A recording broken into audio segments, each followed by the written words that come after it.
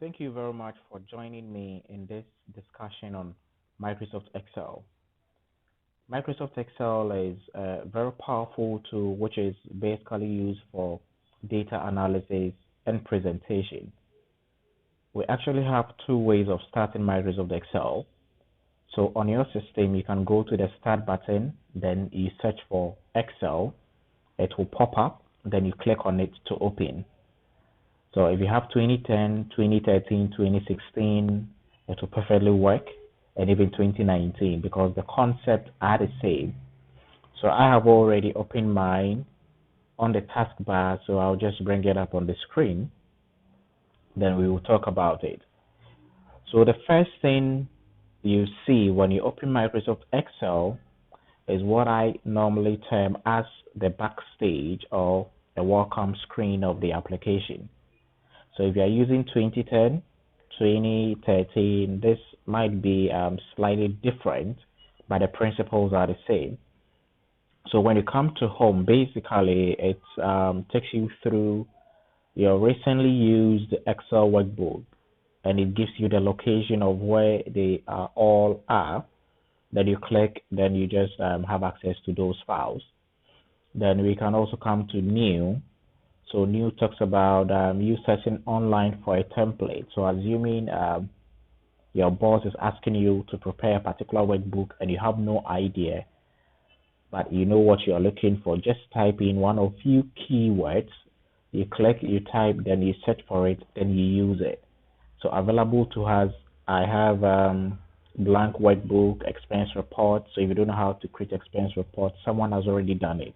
That is why we term it as a template. You click and you use it. Then a host of others. Personal calendar, academic calendar, you need not to do it from scratch. So you pick a template and you use it for any particular purpose. Good. Then we can also talk about open. So if you want to open a particular workbook, this is the interface. 2013, 2010 might be different, but the concept and principles are the same. So these are the pinned ones, which I always work with, and I will show you how to pin it. So if you want to pin, you just click on the pin push button, and it will be pinned. We can also talk about looking at other folders you've been through today, yesterday, so it keeps track of where you've been at when working on a particular workbook. So you come to this PC, then you can go to my current location. We have documents. We have other locations on my system where I can get my Excel workbooks. So if none of these locations contains what you are looking for, then you have to come to browse. So once you come to browse, then you go to wherever that particular Excel workbook is located. Then you click to open, then it opens. Then we have info. So this info section will basically talk about the properties, the size of the file, the title, then the author. So if your username for the computer is this, then automatically it should pop up. Then last modified by, because there's a blank workbook, we've not saved it, you can click on show all properties. So in the course of my presentation, I will be taking you through a series of exercises that will lead us to explore all these areas where you can work, protect, check for issues and all of that. If you want to save, this is how you go about it. You can save it on your PC. You browse to a location and you save it. You can click on browse, then you select any of the locations. So basically, that is how you go about it. When it comes to printing, this is where you do all the printing. So I just want you to know that these are, options available.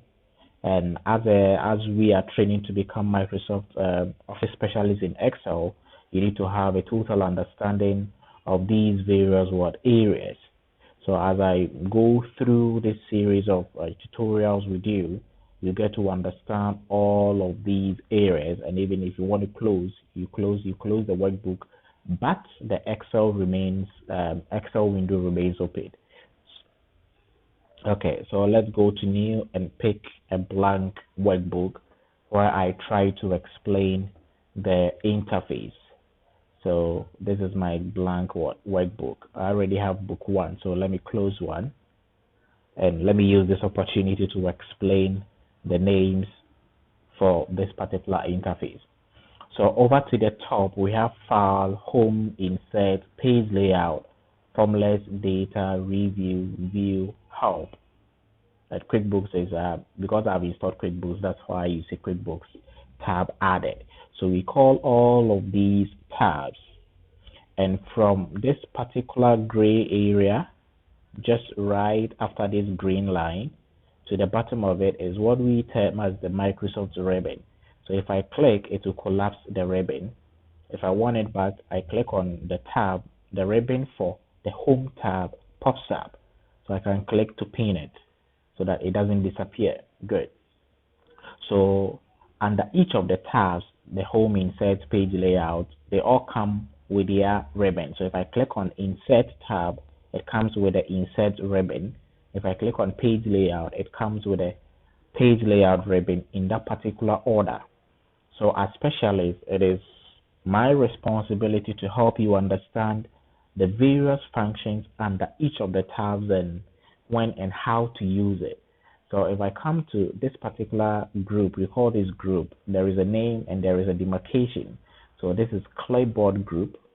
And this button you see over here is what we call the dialog box launcher. So when you see another one in a particular group, that's also a dialog box launcher for that group. So this one will be termed as the dialog box launcher for clipboard. We also have the dialog box launcher for the font group, the dialog box launcher for the alignment group, the dialog box launcher for the numbers group. We have that of styles, but styles do not come with dialog box launcher. So why do we have these dialog box launcher? It's basically to give us access to additional commands which cannot be found within the face of this group. So if I click, I get access to more commands I can work with, like strike through, superscript, subscript. You won't find them here. So that is basically it. So if you're looking for a particular tool in a group and you're not finding it, launching or executing the dialog box launcher will make it possible for you. So basically, that is the use of the dialog box launcher. So if I come to the Insert tab, these are the various groups: tables, illustration, add-ins, chart group. So the chart comes with the dialog box launcher. We have tours, we have sparklines. Depending on the version, if you're using 2010 or 2013, you might probably not see this. But the principle behind the organization of the tabs and groups are the same. And it's my job to help you understand what they are used for. Then if I come to page layout, it also gives me different types of what groups to go through. So as we move through this series, you will understand why we are using groups, why we are using tabs, then why we are using such functions for specific purposes. Good. Then over here is what we term as the name box. So one thing about Excel is, or any of the Office applications we have, is when you position the mouse and leave it there for some few seconds, the name pops up. So that is name box, which gives you an indication of the current active cell. So automatically Excels have been grouped into rows and columns. So this is a column A, this is rows. So an intersection of a column and a row will give you the cell name, which is A1. So if I come and click on D, let's say 7, then it tells me that I'm currently at column D, row 7. Good. Then we call this the formula bar. So this is where we put most of our formulas when it comes to calculation and presenting data for analysis. So I've already explained the columns and the rows. Good. Then we have the sheet tab. So if you are using 2013 or 2010, you probably see more than one. But in the advanced or other versions of Excel like 2016, 2019, they only give you one. Then you can create as many as you want depending on your computer's RAM. I've not really tested the limit, but you can try it. It's endless. Good. Then we have the scroll bars. So if you want to scroll up and down, you use this. If you want to scroll left and right, you use this. So you have the vertical and horizontal. So this is the horizontal and this is the vertical. Then we have other view types. So you have the normal way of looking at our worksheet, which is sheet 1. Then we can also have the page layout. We looks at it in terms of pages. Then we can also have what? Page break preview. So all these are the various views associated to this particular workbook. Good. Then we also have the zoom slider where you try to zoom in or you try to zoom out depending on how you want it viewed on your system. So this is just a quick tour of our Microsoft Excel workbook, and I did not even mention the title bar. So from this section through to this section is what we term as our title bar. So when you save the workbook, automatically the name you give to the workbook appears here, hence the name title bar. So if you need help, other versions will not have this particular help option. So you just type what you want to do, free space, anything that comes mind. Once you type add, let's say add, so insert what? If you type sum, automatically it will give you what? Suggestions. What do you want to do? Do you want to do this, do that? So you explore all these features. Then we have what we call the quick access toolbar. So you can actually customize this quick access toolbar. So if I don't want my macro there, I'll just right click on it and I'll say what? Remove from quick access toolbar. So it's not always the case that the quick access toolbar is at the top. You can bring it to the down. Once you click on this arrow, you come to show below the ribbon, and the quick access toolbar will be below the ribbon.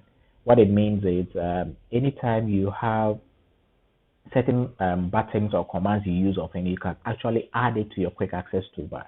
So if I'm at the type that uses the orientation command a lot, anytime I'm working with Excel, instead of moving from home to page layout, I just come and click on it, right click, and I'll say add to quick access toolbar, then it will be added. So anytime I want to use it, I need not to come to page layout. So that is giving you easy access to frequently used commands from your day-to-day use of the application. So I can take it up to the top, show above the ribbon, then it goes up. So basically that is a quick intro to our Microsoft Excel, and it is important that you understand the tabs, the groups, the dialog box launches, because I'll be making references to this a lot in my presentation. So I'll try to move step by step, teach you how to enter data, move within your workbook. Then I'll focus on each group under each tab for you to understand why you use such tools just to make you efficient and productive. So I really want to thank you for the time. That I'll see you in the next lesson where I focus on the tasks and their various groups and teach you how you can use the tools to be productive and efficient at the workplace.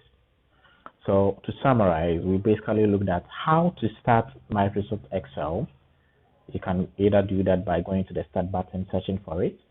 You click, it opens. I also take you through the backstage of the application, the info tab, the save as, the publish, the account. So you later delve into that and look at it.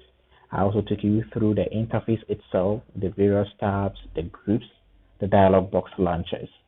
So I will need you to go back to the Google Classroom where you go through lesson 1 of the official academic course. I want you to go through it, read, and add to your stack of knowledge, because the only way you get better at this is to keep on practicing every single day, because the objective is to make you efficient, productive, and also make you a Microsoft Office specialist.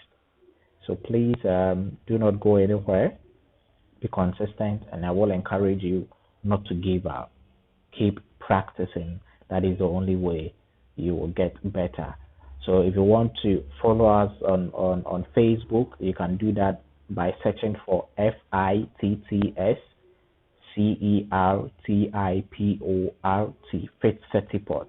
You can also go to our website www.fittsgh.net.